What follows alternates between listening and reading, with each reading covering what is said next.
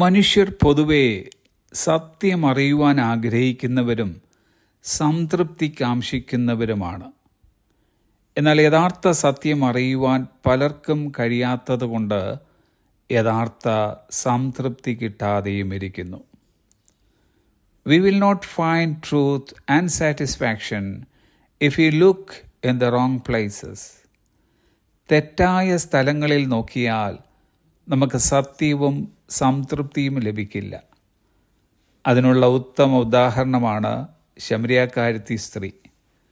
ഒന്നാമതായി, അവൾ മതം പരീക്ഷിച്ചു, പക്ഷേ അതവളെ തൃപ്തിപ്പെടുത്തിയില്ല. അവൾ യേശുവിനോട് പറഞ്ഞതത്രേ, യോഹന്നാന്റെ സുവിശേഷം 4-ാം അധ്യായം 20-ാം വാക്യം, ഞങ്ങളുടെ പിതാക്കന്മാർ ഈ മലയിൽ നമസ്കരിക്കുന്നു എന്ന്. അവൾക്കുണ്ടായിരുന്ന അറിവ് മതം കൊടുത്തതായിരുന്നു. അതവളെ തൃപ്തിപ്പെടുത്തിയില്ല. രണ്ടാമതായി, അവൾ മനുഷ്യ ബന്ധങ്ങൾ പരീക്ഷിച്ചു. 5 ഭർത്താക്കന്മാർ അവൾക്കുണ്ടായിരുന്നുവെന്ന് യേശു പറഞ്ഞു. ഈ മനുഷ്യ ബന്ധങ്ങളും അവളെ തൃപ്തിപ്പെടുത്തിയില്ല. ഒടുവിൽ അവൾ യേശുവിനെ പരീക്ഷിച്ചു. അന്നേരം യേശു കർത്താവ് ശമരിയക്കാരത്തിയുടെ ആത്മാവിനെ തൃപ്തിപ്പെടുത്തി.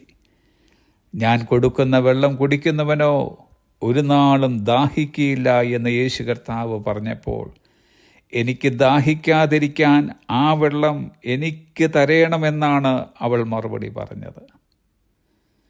ദൈവവുമായുള്ള വ്യക്തിപരമായ ബന്ധമില്ലാത്ത മതങ്ങൾ നമ്മെ തൃപ്തരാക്കുകയില്ല എന്ന് മാത്രമല്ല, കൂടുതൽ അസ്വസ്ഥമാക്കിക്കൊണ്ടിരിക്കും.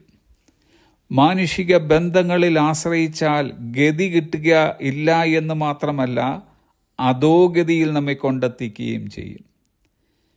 യഥാർത്ഥ സത്യമായ യേശു കർത്താവിൻ്റെ അടുക്കൽ വരുന്നവർക്ക് മാത്രമേ സത്യം കണ്ടെത്താനും അതിലൂടെ ആത്മാവിന് സംതൃപ്തി പ്രാപിക്കുവാനും കഴിയുകയുള്ളൂ. എല്ലാ മനുഷ്യരുടെയും ഉള്ളിൽ ഒരു ശൂന്യതയുണ്ട്. അത് ഗ്രഹിച്ചറിയുവാൻ കഴിയുന്നത് നമ്മുടെ യേശു കർത്താവിന് മാത്രം. പലയിടത്തും പോയിട്ടും പലതും പരീക്ഷിച്ചിട്ടും ഇതുവരെയായിട്ടും സ്വസ്ഥതയുണ്ടാക്കുകയോ സംതൃപ്തി ഉണ്ടാകുകയോ ചെയ്തിട്ടില്ലാത്ത ആരെങ്കിലും ഈ സന്ദേശം ഇന്ന് കേൾക്കുന്നുണ്ടെങ്കിൽ, സകല ശൂന്യതകളെയും മാറ്റി താങ്കളുടെ ആത്മാവിനെ തൃപ്തിപ്പെടുത്തുവാൻ കഴിയുന്ന യേശു കർത്താവിൻ്റെ അടുക്കൽ ഇന്ന് താല്പര്യത്തോടെയും വിശ്വാസത്തോടെയും കടന്നു വരിക.